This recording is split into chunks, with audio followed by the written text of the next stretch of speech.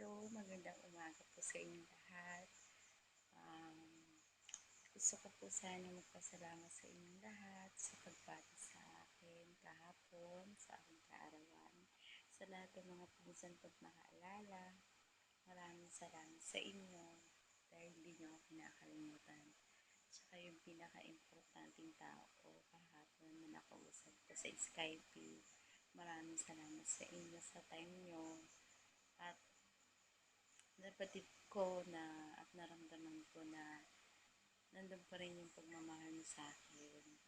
Maraming salamat sa inyong lahat dahil sa konting oras o mensahe o pag-like ay lubos akong nasiyahan at naligayahan dahil hindi niyo ako kinakalimutan. Kaya maraming salamat sa inyong lahat ha. God bless you all. I love you all. Miss ko na kayo. Bye-bye.